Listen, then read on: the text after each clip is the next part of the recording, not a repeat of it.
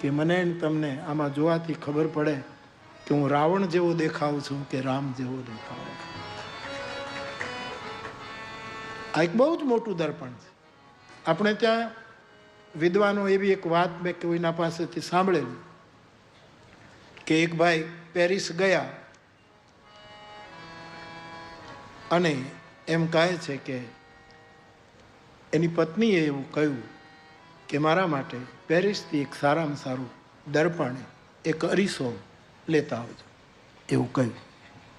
એટલે કંઈ બહુ કિંમતી વસ્તુ નથી, બહુ સામાન્ય વસ્તુ છે. પેલા કહ્યું કે હું લેતો આવીશ. એ માણસે ઘણા પ્રકારના અરીસાઓ જોયા, શોપિંગ કરવા ગયો, પણ એમાં બાજુમાં એક દુકાન હતી, એમાં ભારતીય અધ્યાત્મ વિદ્યાના ગ્રંથો હતા સંગ્રહિત.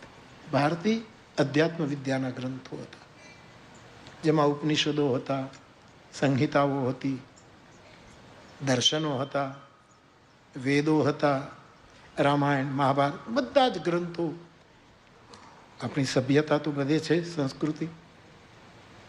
એમાં એ જોવા ગયો અને એમાં રામચરિત માનસનો, ગીતા પ્રેસનો, ગોરખપુરનો ગુટકો એ એણે ખરીદી લીધો. એ માણસ પોતાનો પ્રવાસ પૂરો કરીને ઘરે આવે છે. એની પત્નીએ કહ્યું કે મેં તમારા સાથે એક દર્પણમાં, તો કે સારામાં સારો, આનાથી સારો દર્પણ કોઈ હોઈ શકે જ નહીં. અને પેલીને આશ્ચર્ય થાય છે કે કેવો અરીસો હશે, અને પોતે પોતાની જોડીમાંથી કાઢી અને રામચરિત માનસ આપ્યું કે આમાં તું જોજે, આમાં જે દેખાશે એવું જગતમાં ક્યાંય નહીં દેખાય. એટલે માનસ સ્વયં એક દર્પણ છે. આ એક દર્પણ તો આ જ છે, બાકીના 7 બીજા મારે આપને કહેવાય. કુલ અષ્ટક છે, જેનું માનસમાં પ્રમાણ છે. તો આ માનસ દર્પણ છે. હું ને તમે આમાં આપણને જોઈ શકીએ છીએ. કારણ કે મોટે ભાગે આપણે આપણા પ્રતિબિંબો જોયા છે, પણ આપણું મૂળ બિંબ શું છે એનો ખ્યાલ નથી આવ્યો. આ આપણા જીવનની કરુણા છે. 2-4 દિવસ પહેલા અમારે ભાવનગરના સરાયમાં રહેતા, જેને હું ફકીર કયા કરું, સુભાષભાઈ ભટ્ટ, એ તલગાજરડા આવ્યા. એમણે મને એક વાત કહી, એ મને બહુ ગમી. એમણે એ વાત ગુરજેફના જીવનની છે કે સોક્રેટિસના જીવનની છે, મને ખબર નથી, પણ કોઈ મહાપુરુષની સાથે બનેલી આ ઘટના છે એટલું માનજો. પછી ગુરજેફની સાથે બની હોય કે સોક્રેટિસની સાથે બની, કોઈ મહાત્મા, કોઈ આધ્યાત્મિક વ્યક્તિની સાથે બનેલો પ્રસંગ એમણે મને કહ્યો. એમાં એવું છે કે એક યુવક સોક્રેટિસ પાસે કે ગુરજેફ, એક મહાત્માની પાસે આવ્યો. આ નામમાં ક્યાંક ગોટાળો થાય તો કે મારે તમારા શિષ્ય થવું છે, કંઠી બાંધો. ને સોક્રેટિસની પાસે યુવાનો બહુ જ હતા, બહુ જ યુવાનોને એણે તૈયાર કર્યા. એ જ એનો ગુનો હતો. તમે માણસોને ઊભા કરો, માણસોને બેઠા કરો, એ ઘણી વખત આ તથાકથિત જગતને ગુનો લાગે છે કે લોકોને કેમ બેઠા કર્યા, લોકોને કેમ ઊભા કર્યા. એ ગુનો બને. લોકોને, અમુક તથાકથિત લોકોને સમાજ સૂતેલો રહે એમાં જ એના ઇન્ટરેસ્ટ છે, કે સમાજ જાગે નહીં. અને ઉપનિષદ કહે ઉત્તિષ્ઠત, તું ઊભો થા, તું જાગ. આ એક ઔપનિષદી મંત્રને લઈને વિવેકાનંદજીએ જગતને જગાડવાની કોશિશ કરી છે.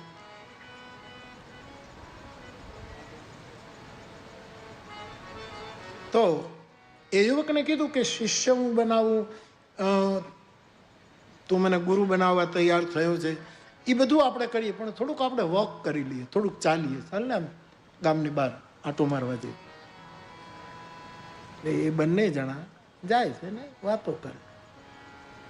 પછી એક તળાવ આવે છે, મોટું જળાશય છે. જળ છે ને એ પણ એક અરીસો છે રામાયણ, પાણી. હા, આપણે ગામડામાં ઘણી વખત માણસો વીરડાના પાણીમાં જોઈને તિલક કરે છે.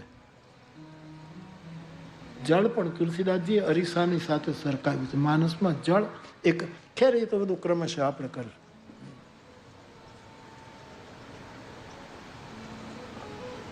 એટલે બે જણા સરોવરને કિનારે બેસી ગયા. અને પછી પેલો ગુરુ, જે યુવાન એના પાસે દીક્ષિત થવા આવ્યો હતો, એ યુવકને કહે છે, પાણીમાં તને શું દેખાય છે? એટલે ઓલા યુવાને કીધું કે પ્રતિબિંબ દેખાય છે, મારી છાયા દેખાય છે. પાણીમાં મને હું દેખાઉં છું, પ્રતિબિંબ દેખાય. એ મહાત્મા ચૂપ રહ્યા. ફરી વખત પૂછ્યું, બરાબર જો શું દેખાય? કે મારું પડછાયું દેખાય છે, મારી છાયા, મારું પ્રતિબિંબ. અને જવાબ બરાબર હતો, સાચો હતો. આધ્યાત્મિક દ્રષ્ટિ સે સાચો નહોતો. અને પેલો મહાત્મા એમ કહે છે કે હમણાં આપણે શિષ્ય થવાનું રહેવા દો. હા, રહેવા દો, થોડી રાહ જોઈ. કે પણ ભગવાન, મેં તો આપે પૂછ્યું, એનો જવાબ આપો. આમાં હું પાસ થવો જોઈએ, આમાં કોઈ નાપાસ થવાનો કોઈ સવાલ નથી. પરીક્ષામાં પાસ થઈ જવાય એ ઘણું છે. બસ આજે છોકરાઓ ડિપ્રેસ થઈ જાય છે, સૌને 98-99% લેવા છે. એ મા બાપે એટલા બધા ચડાવે છે કે આટલા ઓછા હોય, છોકરું આપઘાત કરે છે. એમાંથી બહાર આવો. એક બાપ હતો, એ છોકરાને કે પરીક્ષા આપવા જતો હતો, પેન્સિલ રાખી કે હા, ફૂટપટ્ટી રાખીશ કે હા, કંપાસ બોક્સ રાખ્યો કે હા, ઓલું ભૂસવાનું રબર રાખ્યું છે કે હા, હવે ઇજ્જત રાખજે, બસ જા. આ બધું તો તે રાખ્યું છે, હવે મારી ઇજ્જત રાખજે, આટલી કૃપા કરજે. આમ કરીને એને પરીક્ષા પાસ થયા. એક વખત પસાર થઈ ગયા એ સ્ટાન્ડર્ડમાંથી. સારા માર્ક્સ છે, બધા પાસ થાય, બહુ જરૂરી છે, કોઈ એવી વાત નથી. પણ પેલા એ કહ્યું કે ભગવાન, હું પાસ ન થયો, આપનો પ્રતિબિંબ જ દેખાય છે, મારું દેખાય, તમે જુઓ ને, તમે દેખાવ છો, હું દેખાવ. આમાં મેં ખોટો જવાબ તો નથી આપ્યો. પણ શું જવાબ આપે છે સાધુ? એણે કહ્યું કે જે દિવસે તને આ પાણીમાં પ્રતિબિંબને બદલે માછલી દેખાશે, ત્યારે દીક્ષા આપી. આપણે બધા જ પ્રતિબિંબોમાં ફસાયા છે. આપણને માછલી ક્યાં દેખાય? આરોપિત છે પ્રતિબિંબ. તો એ તો જરાક પાણી હલશે એટલે ખલાસ. હવાની એક લહેરકી આવશે એટલે આપણો ચહેરો ગયો. પ્રતિબિંબ શાશ્વત નથી, શાશ્વત તો બિંબ છે. મૂળ તત્વ શાશ્વત છે. આપણે રહેવા દઈએ. માછલી દેખાવી દે. જળની અંદર જે મૂળ તત્વ છે એના દર્શન થવા જોઈએ. અમે બધા સાંભળતા હતા થોડા લોકોને, સુભાષભાઈ વાત કરે એટલે બહુ આનંદ આવે, બહુ આનંદ આવે. એટલે બહુ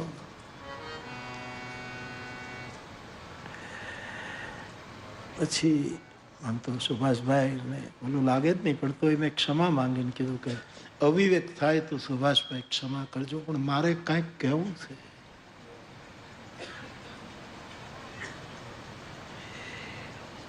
મને કે નહીં બાપુ, આ તો એકદમ ફ્રી ચર્ચા છે, ફ્રી સત્સંગ છે, આમાં બધા જ બોલી શકે. મેં કહ્યું કે આપ કેટલી મારાથી અજાણ્યો પ્રસંગ, બિલકુલ આપે મને કેટલો નવો પ્રસંગ આપ્યો છે, અને એમાં વળી હું ક્યાં આમાં કાંઈ મારી બોલી કરું, એ મારો ઈરાદો નથી. પરંતુ આપ કહો તો કહું. અરે નહીં બાપુ, બોલો બોલો. એટલે મેં કહ્યું કે એને માછલી દેખાય ને તો એ જગ્યાએ હું આવું તો પાસ ન કરું. ક્ષમા કરે. એ મહાત્માએ તો કહ્યું માછલી દેખાય તો તને તો પ્રતિબિંબ દેખાય છે, એટલે તું હમણાં માછલી દેખાય ત્યારે જોશું આપ. પણ કદાચ એ છોકરો એમ કહે, રૂપાવા નદીના કાંઠે બેસી હું ત્યાં બેઠો, માફ કરજો આ કહેવાની શૈલી છે, આના કોઈ ખોટા અર્થો નહીં કરતા. અને ખોટા અર્થો કરો તો સમાજે ઘણા ખોટા અર્થ કર્યા છે, હવે એમાં શું ચિંતા કરવી, એનાથી શું કંટાળ. પણ માનો તો તલગાજરડું એમ કહે કે માછલી દેખાય એટલે પાસ ન કરી દેવાય. એની આંખ દેખાય છે, આંખ દેખાય છે ને. માછલી સ્થૂળ છે, દર્શન તો આંખ કરે છે. દર્શન કરવાનું જે ઉપકરણ છે, જે ઇન્દ્રિય છે, એ તો નેત્ર છે. અર્જુનને જેમ આંખ દેખાણી. મત્સ્યવેદમાં આપણે બધા જ પ્રસંગ જાણીએ છીએ કે હવે તને શું દેખાય છે, શું દેખાય. આપણે ભણતા ત્યારે પાઠ્યપુસ્તકમાં પણ આ વસ્તુ આવતી.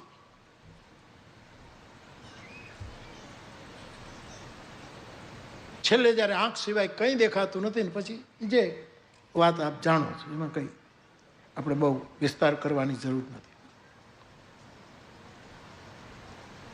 સુભાષભાઈ તો સાધુ સ્વભાવ છે ને, એટલે એને કીધું બરાબર બાપ, બરાબર બરાબર ન લાગ્યું હોય તોય મારો ઉત્સાહ વધારવા માટે બરાબર.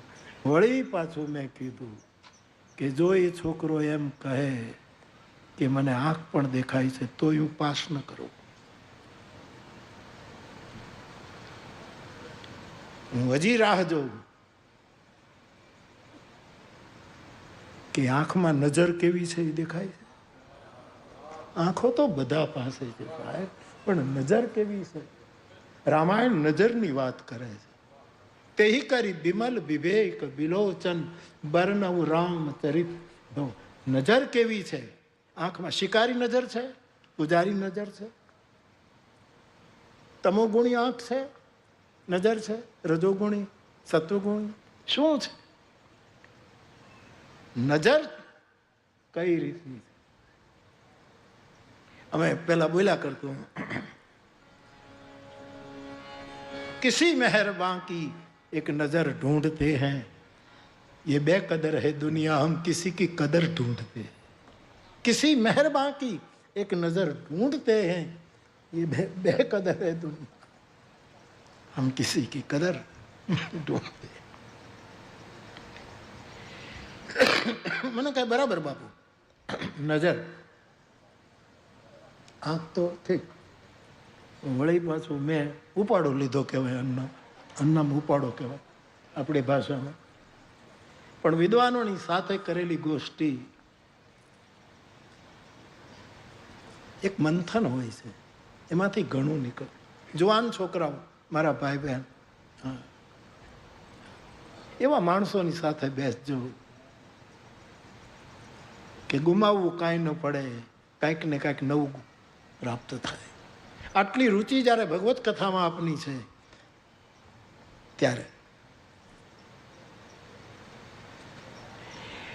એટલે વળી મેં કહ્યું કે એ કહે કે હા નજરની ખબર છે, નજર આવી છે.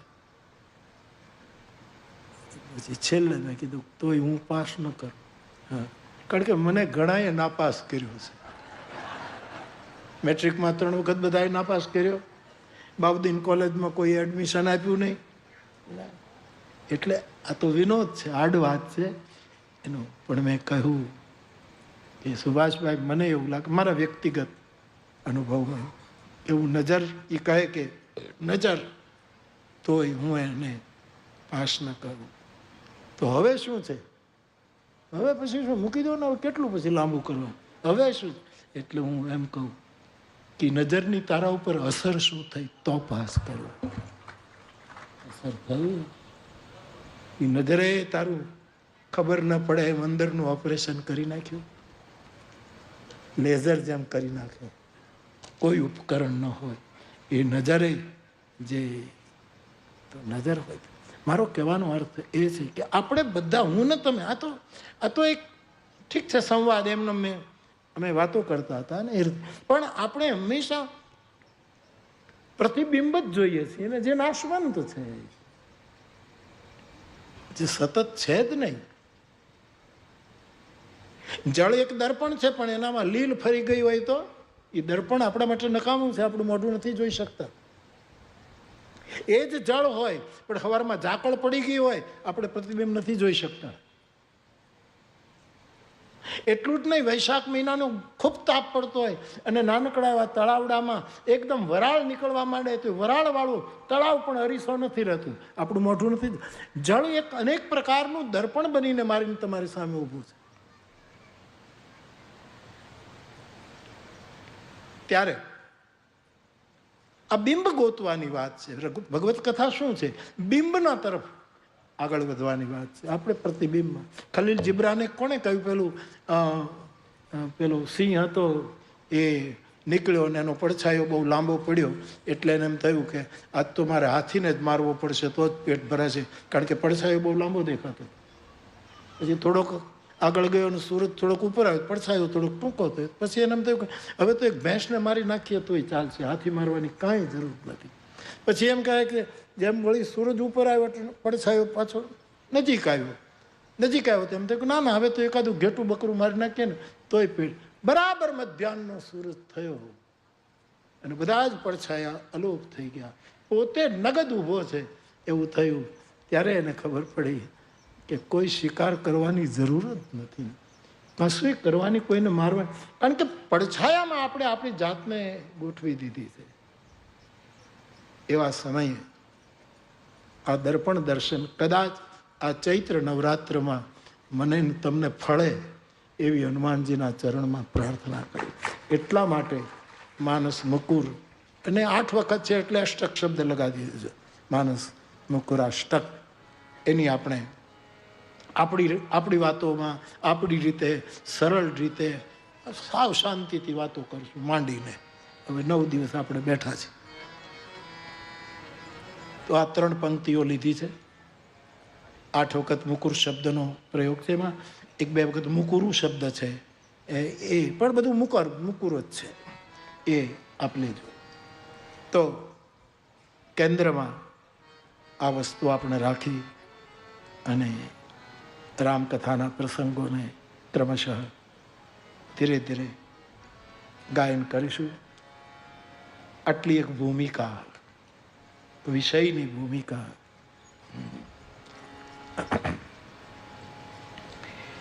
હું શિક્ષક હતો ને એટલે મને ખબર છે કે કાઢવું પડે હેતુ કથન, હેતુ એ કઢાવવું પડે સાહેબ. હેતુ કથન અમારા એક શિક્ષક હતા, એ પાઠ લેવા જાય એટલે પછી કોકે એવું કીધું છે, પાણીની બોટલ ભરીને ગયા અને પછી ટેબલ ઉપર મૂક્યો અને છોકરાઓને કીધું કે આ શું છે? કે ટેબલ. એના ઉપર શું છે? કે શીશો. હા, કે આને આમ ઊંધો કરું તો શું થાય? તો કે શીશાને તમે બોટલને તમે ઊંધી વાળી, પણ આમાં એક કાણું હોય અને એમાંથી ટીપું પડે તો શું થાય? કે ટીપું પડે. ચાલો આજે આપણે ટીપુ સુલતાન વિશે વાતો કરીશું. આવું બધું આવી રીતના બધા પરંતુ આ હેતુ કથન નથી, હેત કથન છે. આ હેત કથન છે. તો આ વિષય ખાલી ટૂંકી ભૂમિકા.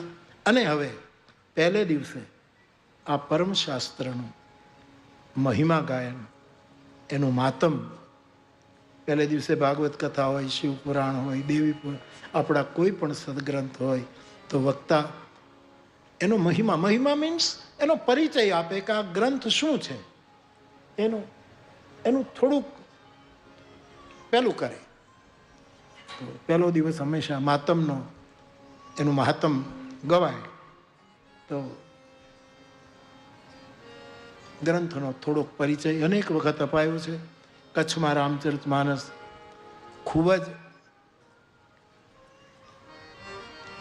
હૃદય સુધી પહોંચી રહ્યું છે, ત્યારે એમાં વધારે વિસ્તાર કરવાની જરૂર નથી. પરંતુ જે ગ્રંથને લઈને, પરમ ગ્રંથને લઈને આપણે બેઠા છીએ એ રામચરિતમાનસ. આનું નામ રામાયણ નથી. યદ્યપિ આને આપણે રામાયણ કહીએ. આ જ ગ્રંથને 18 જણાએ રામાયણ કહીને ગાયો છે. રામાયણ 18 જણા, 18 તો પ્રત્યક્ષ દેખાય છે, 1-2 વધારે એડ કરી શકાય. હા, યાજ્ઞવલ્કરને એડ કરી શકાય, લોમસને એડ કરી શકાય, બાકી કુલ મિલાકર 18 જણાએ રામાયણ ગાયું છે. આ જે રામચરિત માનસ છે ને 18 જણા ગાયકો છે. અને કળિયુગમાં તો ભગવત કૃપા કેટલા ગાયકો છે અત્યારે રામાયણના, કેટલા ગાયકો છે. ભાગવતના, દેવી પુરાણના, શિવ પુરાણના. આ બહુ જરૂરી છે ને, બહુ સારું થઈ રહ્યું છે બધી જગ્યાએ. તો બાપ, આ ગ્રંથ જે છે એના 7 સોપાન છે. આ રામાયણ નથી, રામચરિતમાનસ. શંકર ભગવાને આ ગ્રંથનું સર્જન અનાદિકાળ પહેલા થયું છે. આ ગ્રંથ યત પૂર્વમ પ્રભુણા કૃતમ સુકવિના શ્રી શંભુના દુર્ગમમ. તુલસીદાસજી કહે છે બહુ જ પૂર્વમાં, અનાદિકાળ. એટલે સંતોએ કહ્યું કે વાલ્મીકી આદિ કવિ છે, પણ શંકર અનાદિ કવિ છે, અનાદિ છે. યત પૂર્વમ પ્રભુના કૃતમ. મહાદેવની આ રચના છે. અને જ્યારે તૈયાર થયું ત્યારે એનું નામ રાખ્યું રામચરિત માનસ. એહી નામ, આનું નામકરણ રામચરિત માનસ છે. મેં પહેલા ઘણી વખત આ બધી વાતો કરી છે, પણ દોહરાવું કે કોઈ પણ ગ્રંથ હોય તો એનું જે નામ હોય એને આપણે આમ પણ લખીએ કે ભાઈ રામચરિત માનસ, એવું લખીએ. સરસ્વતી ચંદ્ર ભાગ 1, 2 જે સોમનાથની સખાતે ફલા ફલા ફલા ફલા ફલા ફલા. પણ ઘણા ગ્રંથોમાં આમ આવી રીતે પણ લખાય, ઉપર રામ, વચ્ચે ચરિત, નીચે માનસ, આમ પણ લખાય. ઘણા ઘણા ગ્રંથોમાં આવી રીતે પણ લખેલું હોય છે. એ સ્વાભાવિક છે, જેવી કલાથી એને પેશ કરે. આ રીતે જો કહું તો રામ, ચરિત અને માનસ એક સીડી બની જાય. માનસનો અર્થ હૃદય થાય, ચોક્કસ. માનસ મીન્સ હૃદય, દિલ. માનસનો એક અર્થ મન પણ થાય કે ભાઈ એનું માનસ કેવું છે. આપણે ત્યાં શાસ્ત્ર આવ્યું, માનસ શાસ્ત્ર. એ મનોવિજ્ઞાનને કેન્દ્રમાં રાખીને વાતો કરે છે, આખું માનસ શાસ્ત્ર. તો માનસ એટલે માનવીનું મન પણ થાય, માનસ એટલે હૃદય પણ છે. માનસ એટલે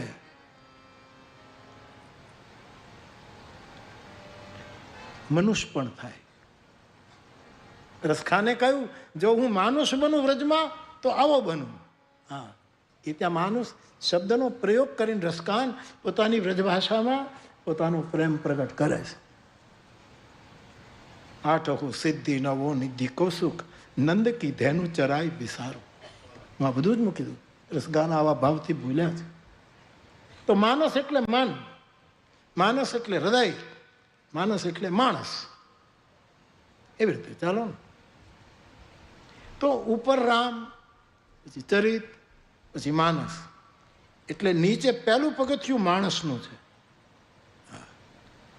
રામ સુધી પહોંચવું હોય તો પહેલું પગથિયું માણસાઈ છે, માનવતા છે. દહયંતીનો માનવાહ. રામચરિત માનસનો આખરી શબ્દ બ્રહ્મ, એ માનવ છે. દહયંતીનો માનવાહ. મેં ઘણી વખત કહ્યું છે કે રામાયણનો કોઈ વર્ણ નથી, વર્ણાશ્રમથી બહાર છે રામકથા. બાલકાંડના પહેલા મંત્રમાં વર્ણ શબ્દ છે અને છેલ્લો શબ્દમાં રામાયણનો કોઈ વર્ણ હોય તો કેવલ માનવ છે. માનવને કેન્દ્રમાં રાખી અને રામાયણ બોલે છે. તો આપણે જો જેમ શંકરાચાર્ય કહે ને કે 3 વસ્તુ દુર્લભ છે વિવેક ચૂડામણીમાં. એક તો મનુષ્ય જીવન, એમાં પછી મનુષ્યત્વ, અને એમાંય પછી કોઈ મહાપુરુષનો સંગ મળી જાય. આ 3 દુર્લભ વસ્તુ જગદગુરુ આદિ શંકરાચાર્ય ભગવાને આપણને બતાવી. તો પહેલું માણસ. હવે માણસ તો હું ને તમે બધા જ છીએ, પણ જે માણસમાં ચરિત્ર નિર્માણ થઈ જાય, ચરિત એ મધ્ય છે. એક વખત માણસ આપણે બનીએ, પછી કોઈ સાધુ ચરિત કહેવાય, કોઈ વિવેક ચરિત કહેવાય, કોઈ જ્ઞાન ચરિત કહેવાય. એ ચરિત્ર નિર્માણ થાય તો પછી રામ દૂર નથી. પછી હાથ લાંબો કરો એટલે રામ પકડાય. એક આવી પણ યાત્રા છે કે માણસ ચરિત્ર નિર્માણ કરે એટલે રામને પ્રાપ્ત. આવી રીતે લખાયું હોય તો આવો અર્થ પણ ઘણી વખત કરેલો છે. તો આ ગ્રંથનું નામ રામચરિત માનસ છે. શિવજીએ રચના કરીને માનસમાં રાખેલું, હૃદયમાં રાખેલું, એટલા માટે નામ રામચરિત માનસ રાખી દીધું. વાલ્મીકી પોતાના રામાયણના જે વિભાગો કર્યા છે એને કાંડ કહે છે. તુલસીદાસજી કાંડ નથી કહેતા. આમ કાંડ શબ્દ બહુ સારું ન કહેવાય વર્તમાન જગતમાં. અનેક પ્રકારના કાંડો થાય છે. અને હમણાં જ જેમ ચિંતા સ્વાભાવિક, આજે આપણે બધા જ ચિંતામાં છીએ કે જે આ યુદ્ધકાંડ ચાલે છે, આ માણસો આમ છે ને, મને એવું લાગે કે આપણે જેમ ફોનમાં સિમ કાર્ડ નાખીએ ને, ઘણા આઈડિયાનું નાખે, ઘણા એરટેલનું નાખે, પછી કયું જીઓનું કોઈ નાખે, પછી જેટલી કંપનીઓ હોય એનું. આમ છે ને, માણસના શરીર રૂપી એક ભાઈના લગ્ન થયા ને, તેના વાળ બહુ હતા. વાળ એટલે સાહેબ એટલા ઘના, એટલા બધા ને કરવી અને વાંકડિયા વાળ ને ઝુલ્ફો ને એટલા બધા ઘન, ખૂબ વાળ, ઘાટા વાળ હતા. સમજ્યા? એના લગ્ન થયા ને સાહેબ, પછી ખબર નહીં એની પત્નીએ મુઠ્ઠીમાં એક મુઠ્ઠી ચોખા લઈ અને એના વાળમાં નાખ્યા. એકેય ચોખ્ખો નીચે ન પડ્યો, એટલા ઘટા બધા અંદર એટલા. હવે તમે હોય બની શકે, આમાં કઈ ન બને એવું નથી, સંભવ. એટલા એવા વાળે ને ઓલા એવી રીતે નાખી એની પત્નીએ, જે કંઈ જાદુ ટોણા કર્યું, એક મારો નાથ જાણે જે કંઈ એનું વિધિ હશે, એને પાંખ્યો ગમે તે કર્યું, મુઠ્ઠી ભરીને ચોખા નાખ્યા, એકેય ચોખાનો દાણો પડ્યો. પછી તો વર્ષો વીતી ગયા અને જેનો પ્રતાપ હોય એનો પ્રતાપ, પણ આના બધા વાળ વહી ગયા, બિલકુલ બધા વાળ ગયા. અને પછી એને વર્ષો પછી એના જયારે બધા જ વાળ વહી ગયા, પછી ઓલી બેનને એમ થયું કે આ ચોખાનો પ્રયોગ કરું. એટલે મુઠ્ઠી ચોખા લઈને પાછું નાખ્યું, બધા ચોખા નીચે ગયા. એટલે બેને શું કીધું, પહેલા જેવા ચોખાઈ નથી રહ્યા.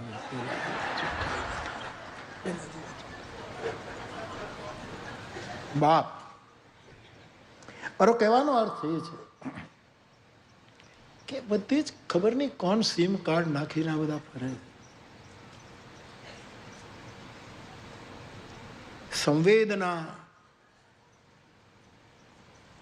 મેં તો ઘણી વખત, પણ આમાં હવે જાવું ક્યાં? નહીં તો મારે તો મને એમ થાય હવે આપણને કોણ કરવા દે. નહીં તો મને તો એમ થાય કે આ બધાની વચ્ચે જઈને કથા કરું નાખો. તો જે કાંડ શબ્દ બહુ સરસ અર્થમાં, કાંડ ખરાબ શબ્દ નથી, પણ પછી અમુક શબ્દો છે અમુક રીતે જુદી રીતે વપરાય પછી એ બદનામ થઈ જાય કે આ કાંડ, આ કાંડ. એટલે તુલસીદાસજીએ સોપાન શબ્દ તૈયાર કર્યો, કાંડ નહીં. પ્રથમ બાલકાંડ વાલ્મીકી કહે, તુલસી કહે નહીં, પ્રથમ સોપાન. આ એક સીડી છે, આ એક સીડી છે, નિસરણી છે. તો પહેલું સોપાન એ બાલકાંડ. પછી કાંડ શબ્દ એટલો બધો આપણને અભ્યાસ થઈ ગયો એટલે આપણે બોલીએ છીએ પ્રથમ સોપાન બાલકાંડ, બાકી મૂળ સોપાન પહેલું પગથિયું. બીજું દ્વિતીય સોપાન અયોધ્યા, તૃતીય સોપાન અરણ્ય, ચતુર્થ કિષ્કિંધા, પંચમ સુંદર, છઠ્ઠું સોપાન લંકા અને સાતમું ઉત્તર. આમ ક્રમશઃ પગથિયા ચડીએ ને તો જીવનના બધા ઉત્તર મળી જાય, કોઈ પ્રશ્ન બાકી ન રહે, નિર્વાણ સુધી પહોંચી જવાય. તો તુલસીદાસજી બહુ જ ક્રાંતિકારી વિચાર મૂક્યો કે આ સોપાન છે, સીડી છે. અને મને બહુ આનંદ થાય કે મારે કવિ કાગબાપુ બહુ સરસ જવાન બોલ્યો હતો. કાગબાપુ નથી, હજી હું યાદ કરું છું સાહેબ. તો કાગબાપુએ લખ્યું ને કે અમે દાદરા બનીને ખીલા ખૂબ ખાધા પણ તપસ્યાના ફળ ન મળ્યા. અમે નિસરણી બનીને દુનિયામાં ઊભા પણ ચડનારા કોઈ ન મળ્યા. પણ હવે આટલા વર્ષો પછી કાગબાપુ કદાચ એની ચેતના, તો એને રાજીપો થાય કે ના, આ નિસરણીએ ચડનારા પણ ઘણા મળ્યા છે સાહેબ. અત્યારે આ સોપાનને લઈને લોકો ગતિ કરી રહ્યા છે, આધ્યાત્મિક યાત્રા કરી રહ્યા છે. બાકી એક નિરાશા હતી કવિના મનમાં. મેઘાણીભાઈને પણ નિરાશા કે કવિ આવી વખતે તને કવિતા કેમ ગમે, તું કવિતા કેમ ગાય, તને કવિતા કેમ સૂજે છે? આવું મેઘાણીભાઈને પીડા વ્યક્ત કરવી પડી. મેઘાણીભાઈનો કચ્છ સાથે સંબંધ છે, હા, એવું મને કોઈ આખો લેખ મોકલ્યો છે સાહેબ. તો બાપ, કેટલા લોકો રામાયણના પાઠ કરે છે, કેટલા પારાયણ કરે છે. આ નિસરણીને ચડનારા નીકળ્યા છે સાહેબ. અને આ નિસરણી એવી છે કે છેક ઉપર લઈ ગયા પછી પણ લોકમંગલ માટે પાછા આપણને નીચે ઉતારી શકે કે તે જે પ્રાપ્ત કર્યું છે હવે તું વાંચ, બધાને આપી દે, બધાને વહેંચી દે. મારી પીએચડીની વ્યાખ્યા જ મારી આ છે. મને કોઈ કીધું બાપુ પીએચડી, કીધું પીએચડી અમારું ગજું છે. મેટ્રિકમાં 3 વખત નાપાસ થયેલા, આપણને કંઈ આવડે નહીં, થોડા શબ્દોમાં આપણો ગુજારો ચાલે છે સાહેબ, આપણને વધારે કંઈ. પીએચડી મેં કીધું એ મારા માટે આપણે શાહબુદ્દીનભાઈ શું કે આપણી લેન નથી, આપણી લેન નથી, શાહબુદ્દીનભાઈ રાઠોડ કે. પણ પીએચડીનો અર્થ હું એમ કરું કે પર્સનલ હેપીનેસ ડિસ્ટ્રીબ્યુટર. એ પોતાનો આનંદ આખા જગતને વહેંચે એના જેવી પીએચડીની ડિગ્રી કોઈ નથી. જે સ્વાંતઃ સુખ જે છે એ આખા જગત માટે સર્વના અંતઃકરણનું સુખ બને. ભગવાન બુદ્ધે કહ્યું છે કે બધા જ નિર્વાણ નહીં પામે ત્યાં સુધી નિર્વાણ નહીં સ્વીકારો. આ જે વાત છે પર્સનલ હેપીનેસ ડિસ્ટ્રીબ્યુટર, એનો અર્થ આપણે તો આવું જ વિચારીને આપણને પીએચડીમાં શું ખબર પડે. બાપ, લોકો બહુ જ પાઠ કરી રહ્યા છે, એનો અતિશય આનંદ. કેવા અમારે કચ્છનાય ઘણા યુવાનો મારી પાસે આવે, આમ ખબર ન હોય એવા અર્થો રામાયણની ચોપાઈના કરે, ત્યારે મને એમ થાય કે વાહ સાધુ સાધુ, એવા સરસ અર્થો કરે. આપણને એમ થાય કે આ તો આપણને ખબર જ નથી, એવા સરસ. હમણાં અમારે એક સાધુના યુવાને એક જગ્યાએ હું ભંડારામાં હતો, તેણે સંચાલન કરતાં કરતાં પ્રસંગ કહ્યો કે ભગવાન રામે રાવણને માર્યો જ નથી. એ હું આમ જોઈ રહ્યો, હું તો કીધા જ કરું કે રામ કોઈને મારતા જ નથી, બધાને તારે છે. રામ કોઈને મારે નહીં, તારે. પણ એણે સરસ રીતે વાત મૂકી કે રાવણને એણે માર્યો જ નથી, રાવણને તો નિર્વાણ આપ્યું છે, એની પત્ની સાક્ષી છે.